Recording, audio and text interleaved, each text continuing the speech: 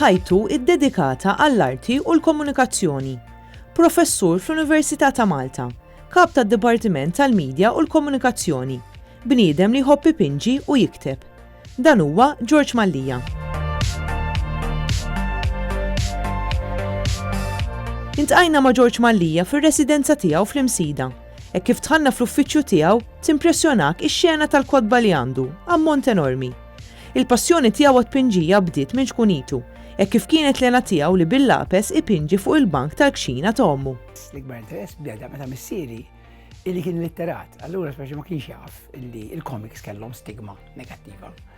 U bħabba fek, bisaħadek, għadiri, kien jixtri l-comics darba fil-ġibba, ma nixtri 4 comics, u ġili ftit iktar. Kien jidħol il-belt niftakar u jixtri li. Ġibu romblu rumblatek, speċi bil-comics ġofjum. U għon għattalek un bazzatej 3 sigħat fil-ġena tal-art. Tekel dok l-10 snin, 10-10 sena. U niftakar, iktar ma naqra comics, iktar kont impenġi, iktar kont nikteb impenġi. Kienu jinteressawni, il-mod kif l-istejjer kienu jgħiduhom dawk il-comics. Ġennewni, u ntlift fuqhom. Naħseb li minn hemm dejt l-iktar impenġi, għalkemm hekk fatlek minn dejjem kont aħobb impenġi. Sa minn età żgħira wkoll, George Mallija kien iħobb ħafna jaqra. Bookworm minn dawk il-kbar ovvjament, speċjal naqra, nerġgħu dik l-istess età jekk bejn ieħor. Ġieli kont naqra għalek vordiri 4-5 kotba fil-ġimgħa ta' tfal ta' vordiri. Kont imur librerija tal-Belt tal-Juvenile Library kien jgħidu dak iż-żmien. Kien jgħidu reġa' ġiet ħal-qormi. Kont imur xi darbtej fil-ġimgħa 3 darbit fil-ġimgħa nieħu 3 kotba kull darba. Ara, għabad il-kelma bookworm, għamil definizjoni tagħha, u definini perfettament. Ix-xogħol artistiku tiegħu jikkonsisti l-aktar fil-illustrazzjonijiet jew cartoons.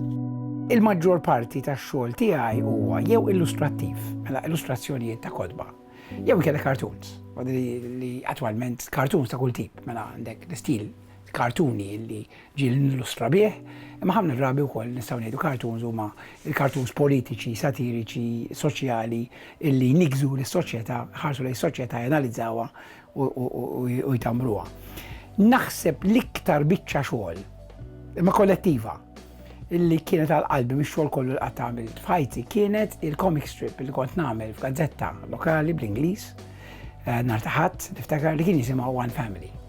U din kienet damet sejraħ 16 sena kull ġimgħa, fadisa timmaġina inti, u fija kelli 7 karattri, imma ħafna drabi kont nivvinta karattri skont is-sitwazzjoni. U l-lena tiegħi insik lis-soċjetà u speċjalment lill-politiċi. Il-politiċi fihom infushom karikatura. U ħafna drabi kont nieħu gost li speċi noħroġ dik il-karikatura minnhom ġol din il-comic strip.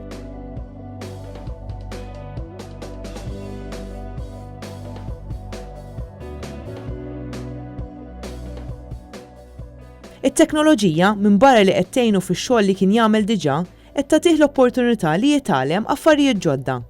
Fuq jispjegalna l-proċess ta' kif illum il-ġurnata ipinġi illustrazzjoni jew karikatura. Fil-passat kont impenġi kollox bidejja. Issa llum għadni koll naħobb impenġi l-aktar bidejja, imma flok impenġi fuq karta bil-linka ġil nagħmilha wkoll, għadni ma tlaqtix dik il-ħaġa. Fil-maġġor parti tal-ħin nimpenġi bil-linka fuq karta, mbagħad niskenja jew nħu ritratt tagħha, mbagħad nitfaħħa fil-computer u fuq il-Photoshop u mbagħad nagħti kuluri, griżi, eċetera, jew niffinixxa hemmhekk speċda. Imma ovvjament nuża wkoll anke tablets. Mela għandi sinti kbira vordiri li letteralment isek qed tpenġi fuq karta, imma qed tpenġi fuq monitor, letteralment. Mhux waħda għandi għandet ngħid tlieta issa. Illi impenġi direttament fiha, mela dik tidħol it-penġija tidħol direttament ġol computer. L-aħħar kotba li għamilt għat-tfal, pereżempju, kważi kollox fuqha li għamilt. Tifhem? Bada f'dak is-sens, ovvjament inti tifranka ħafna passi.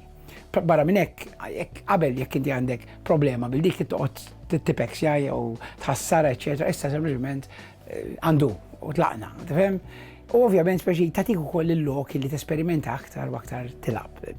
George Mallija huwa wkoll kittieb b'ħafna kotba immirati għat-tfal.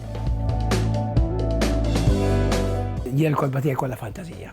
Xi fantażija ta' xi tip jew ieħor. Xi minnhom high fantasy, pereżempju, fejn inti għandek ma tmiss xejn mad-dinja kollox huwa fantastiku.